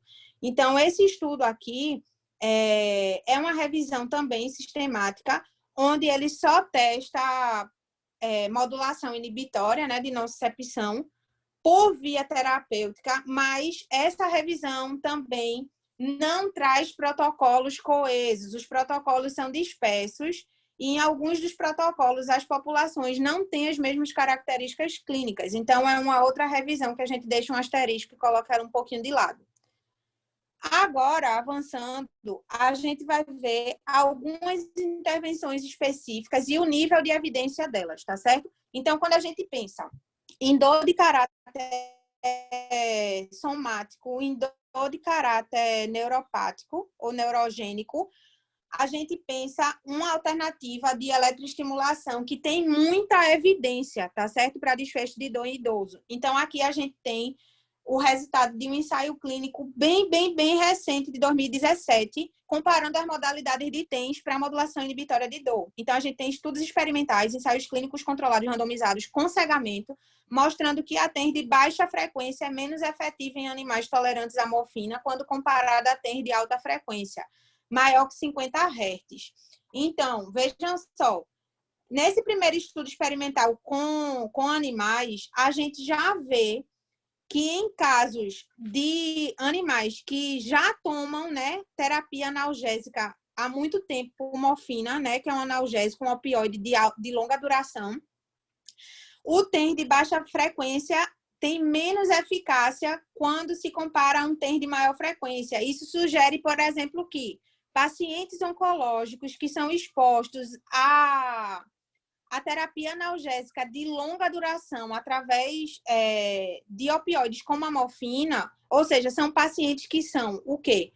Extremamente impregnados à morfina. Se a gente fizer uma TENS, desculpa, né, que é uma eletroestimulação. Se a gente fizer uma TENS de menor frequência, de baixa frequência, o paciente não vai responder tão bem quanto se a gente fizesse uma eletroestimulação de alta frequência. Então, sugere-se que pacientes que sejam resistentes a opioide, como morfina, sobretudo pacientes em contextos oncológicos, a gente usa uma frequência maior que 50 Hz, porque se a gente usar uma frequência menor do que 50 Hz, o paciente responde pouco na modulação de inibição da dor. Nesse ensaio clínico de 2017, aqui embaixo, de Hansa, ele comparou o uso do TENS, constatando uma diminuição no score da escala visual analógica de dor e a incidência de náusea e de prurido local de forma significativa. Então, a gente tem aqui a análise de 3 desfechos, né? Irritação de trato gastrointestinal, que é a náusea, o prurido, né? A coceira local e a percepção dolorosa, a experiência dolorosa. E foi visto que esse protocolo específico de eletroestimulação com TENS conseguiu mudar esses 3 desfechos de maneira significativa estatisticamente. Já nesse estudo de 2015, que é uma revisão sistemática com meta-análise, a gente não encontrou evidência suficiente, né, para o uso do TENS em dor em fase aguda, sugerindo que o TENS, os pacientes vão responder mais à estimulação à eletroestimulação transcutânea, muito mais se o paciente tiver uma característica de dor crônica. Então, a gente pensa que o TENS de eletroestimulação já é mais indicado em dor de caráter crônico e quando a gente precisar de uma analgesia de caráter agudo, a gente já não usa o TENS. Então, esse estudo é bem conclusivo, é bem atual, é de 5 anos para cá, e ele já sugere que modulação de dor por TENS em dor aguda, a gente já deve preferir uma outra terapia, porque os pacientes só respondem bem a TENS em contexto de dor crônica. Claro que no paciente idoso, tá certo? O uso da corrente interferencial como outra modalidade de eletroestimulação é bem estabelecido para a diminuição da dor, no entanto, ainda não há um consenso sobre qual variação de amplitude modulada de frequência é mais eficaz. Eu encontrei pelo menos 4 protocolos com corrente interferencial e 4 protocolos com amplitude diferente, amplitude modulada de frequência diferente. Como essa amplitude ela é diferente, a gente precisa de estudos que repitam esse protocolo numa população maior, para que a gente entenda qual é o corte de frequência ou o corte de modulação de amplitude de frequência que é mais eficaz para a inibição de dor no idoso. A gente não encontra na literatura diferença na analgesia em grupos com amplitude de modulação de frequência de 5, 40, 80, 120, 240. Então, a gente precisa aumentar o espectro de população e o espectro de protocolo para saber em qual janela de frequência esses pacientes vão conseguir responder melhor à inibição modulatória de dor. Avançando, gente. A termoterapia superficial de adição, ela pode ser utilizada, né, o uso do calor, pode ser utilizada para aliviar a dor de pacientes geriátricos em controle paliativo, tendo como objetivo promover relaxamento muscular, interferindo, sim, positivamente no ciclo de espasmo e dor. a gente já tem muita revisão e a gente tem alguns ensaios clínicos controlados bons, falando sobre o benefício da exposição ao calor superficial em pacientes em manejo de cuidados paliativos. Então, já existe evidência para isso. Então, vamos lá. Nesse ensaio clínico de Mense e colaboradores, o calor superficial ele reduz a atividade dos motoneurônios gama na medula espinhal e a atividade elétrica das fibras intrafusais, reduzindo o espasmo muscular e a dor. Então, como terapia de analgesia aguda em pacientes em condição paliativa, já se usa o calor superficial como estratégia modulatória de inibição de dor. Nesse mesmo estudo, o calor, ele trouxe, né, como resultado que o calor superficial possibilita também a remoção de produtos do metabolismo, bem como de mediadores químicos responsáveis pela indução da dor e, consequentemente, do espasmo muscular reflexo com exposição mínima de 25 minutos, gente. Então, a terapia, né, o paciente precisa estar exposto ao calor por, no mínimo, 25 minutos nesses desfechos de cuidados paliativos. E aí, prestem atenção nesse quadrozinho que está em destaque, onde a gente tem que, na literatura, não existe, o não está sublinhado aí em evidência, né? Não há evidência para terapia de subtração, ou seja, crioterapia, tá certo? A gente não tem evidência na literatura que a crioterapia seja suficiente para debelar desfechos de dor crônica em pacientes terminais, sendo a termoterapia por adição, ou seja, sendo o calor a mais indicada nesses desfechos clínicos. Isso daqui é a nova tendência, tá certo? Então, se atentem para isso aqui. A gente não faz mais crioterapia no sentido de promover analgesia em pacientes com dor crônica em casos terminais. É sempre elegível a termoterapia por adição, ou seja, a exposição por calor nessa população. Avançando mais um pouquinho para a gente já ir finalizando, eu trouxe contraindicação absoluta da termoterapia por adição profunda. Então, a gente não pode utilizar nenhum método terapêutico analgésico que gere calor profundo em pacientes com dor de caráter oncológico e dor decorrente de osteocondrite degenerativa. Essas duas contraindicações absolutas são de 2016 para cá. Não se faz mais. Quais são as terapias que geram calor profundo? O ultrassom contínuo, ondas curtas, micro-ondas. Não se pode usar nenhuma dessas abordagens terapêuticas em pacientes que tenham dor de caráter oncológico ou dor decorrente de osteocondrite degenerativa. Em idoso, isso é uma contraindicação absoluta, tá certo?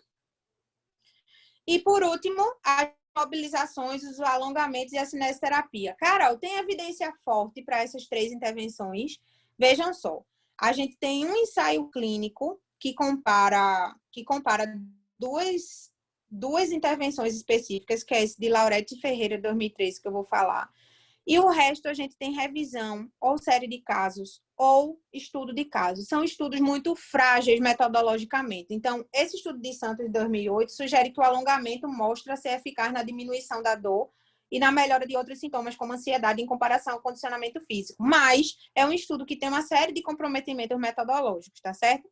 Quando a gente pega o estudo de Ferreira e Laurete, de 2013, eles utilizaram um protocolo duplo para o grupo intervenção. O grupo controle fez uma outra abordagem. Então, o grupo intervenção, ele testou a associação de massoterapia, né, de manipulação de tecidos moles, associada à cinesioterapia isotônica concêntrica de baixa resistência de membros superiores e membros inferiores para alívio da dor e melhora da biomecânica apendicular, né, dos dimídios superiores e dimídios inferiores. Ele avaliou também como desfecho a qualidade de vida em pacientes geriátricos com algum desfecho clínico oncológico sob cuidados paliativos, e a conclusão desse estudo é que a realização de 10 dias subsequentes do protocolo que eles analisaram em pacientes idosos com dor oncológica resultou em menor exposição diária à morfina. Ou seja, o exercício físico foi suficiente para diminuir a exposição do paciente à morfina em bomba. Gente, esse estudo é um estudo divisor de águas da fisioterapia em oncologia, tá certo? Esse protocolo de exercício foi suficiente para expor o paciente a doses menores de morfina por infusão de bomba por via endovenosa. Então, é um estudo muito bom, vale a pena vocês lerem esse estudo na íntegra. Assim como melhorou a qualidade de vida, sem contudo aumentar a incidência dos efeitos adversos, revelando-se como uma técnica adjuvante alternativa para o tratamento da dor oncológica. Então, esse estudo é um divisor de águas dentro da oncogeriatria. Então, gente, vocês perceberam, né? A gente está se encaminhando para o finalzinho agora. Vocês perceberam que o assunto ele é extremamente denso, ele é extremamente amplo, e que a gente precisaria de muito mais tempo para discorrer sobre tudo que diz respeito nesse universo de informação. Mas o que eu tinha para falar para vocês hoje é muito mais uma palavra de incentivo, de incentivá-los. Vocês tiveram uma escolha extremamente nobre de querer tratar o idoso, né? Eu digo que o idoso não é sobre o amanhã, é sobre o hoje. A gente está envelhecendo agora, a gente está morrendo agora. Então, que a gente faça isso com todo o nosso coração, com toda a nossa força, com toda a nossa alma, que a gente consiga impactar a vida dos nossos idosos e que, impactando a vida dos nossos idosos, a gente tenha um impacto a nível nacional, quiçá mundial, tá certo? Então, a fisioterapia está como um protagonista, continuará como protagonista, e eu tenho certeza que crescerá nesse protagonismo, e a gente é que é a grande máquina propulsora disso tudo. Então, eu agradeço a atenção de vocês que nos acompanhou até aqui no final, e eu me coloco à disposição se vocês tiverem alguma dúvida para tirar, assim como me coloco à disposição para disponibilizar o material a quem porventura tiver interesse. O meu e-mail está bem aqui no finalzinho da apresentação. Vocês podem se comunicar comigo e assim que eu puder responder, eu vou responder com o maior prazer. Então, agradeço de coração o prestígio de vocês, a presença de vocês aqui. Queria muito que fosse presencial para trocar figurinhas presencialmente, mas eu acredito que já valeu a pena, mesmo sendo dessa forma a gente distante. Então, eu agradeço de coração, espero que a gente se encontre em mais discussões sobre envelhecimento humano. Muito obrigada. Da mesma forma, eu agradeço a participação de todos e todas. Como o nosso tempo está um pouco corrido para encerramento, alguém teria uma dúvida, só para finalizar com uma pergunta?